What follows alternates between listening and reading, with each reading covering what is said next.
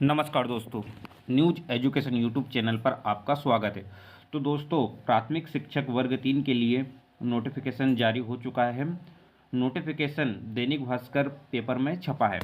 मध्य प्रदेश शासन स्कूल शिक्षा विभाग एवं मध्य प्रदेश शासन जनजाति कार्य विभाग के द्वारा प्राथमिक शिक्षक के लिए संयुक्त पात्रता परीक्षा 2024 आवेदन पत्र भरने की तिथि 1 अक्टूबर 2024 से 15 अक्टूबर 2024 तक रहेगी।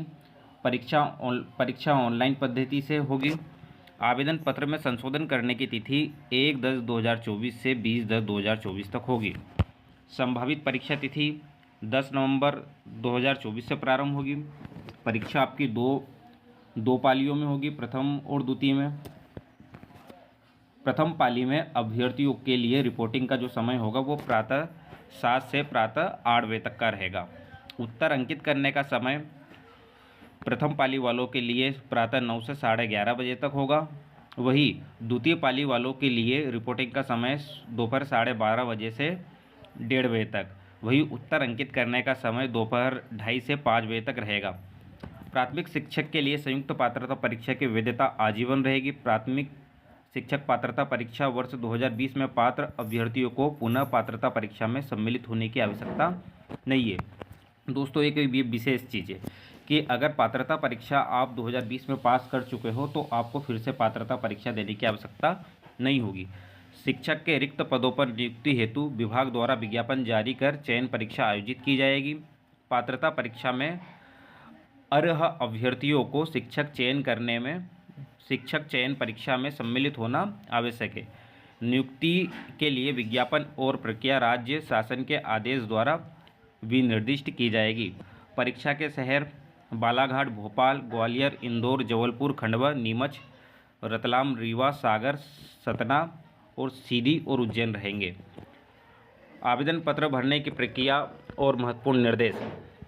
परीक्षा की विस्तृत नियम पुस्तिका मंडल की वेबसाइट पर उपलब्ध रहेगी, जिसमें उल्लेखित अर्हताओं, नियमों, शर्तों और अन्य समस्त जानकारियों का अध्ययन करने के पश्चात ही आवेदन पत्र भरा जाए। वेबसाइट के माध्यम से आवेदन पत्र भरा जा सकता है।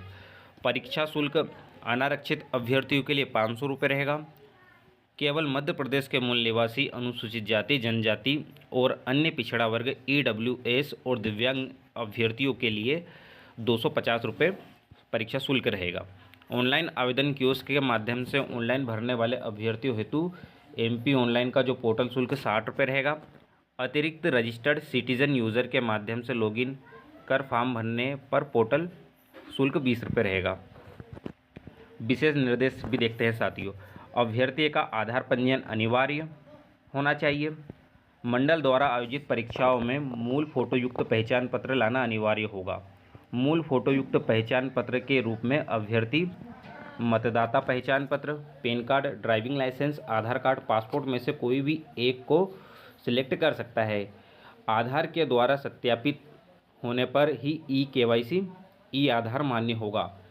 फोटो युक्त पहचान पत्र के अभाव में परीक्षार्थियों को परीक्षा में सम्मिलित होने से वंचित किया जाएगा।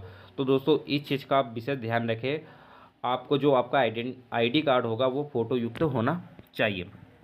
अभ्यर्थियों को नियम पुस्तिका में विनिश्चित मूल परिचय पत्र के अतिरिक्त अपना आधार कार्ड, आधार कार्ड की छायाप्रति, आधार कार्ड नंबर, आधार VID की जानकारी लाना अनिवार्य होगा।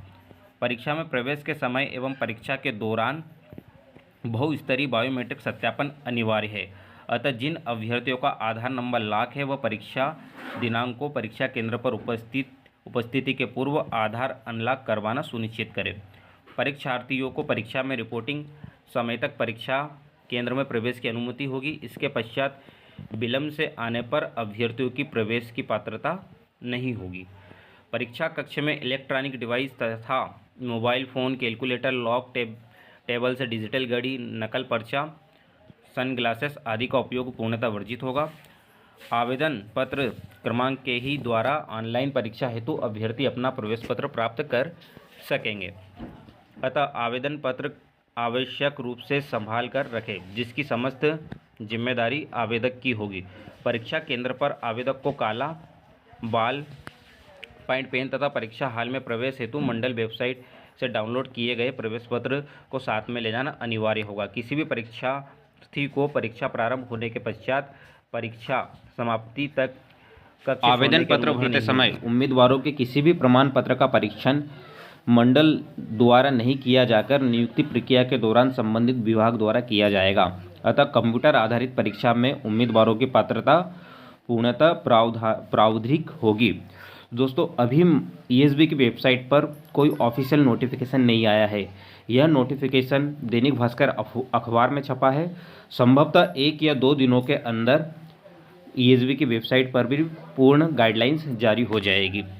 दोस्तों, इसी प्रकार एजुकेशन से संबंधित खबरों के लिए हमारे चैनल को सब्सक्राइब करें। धन्यवाद।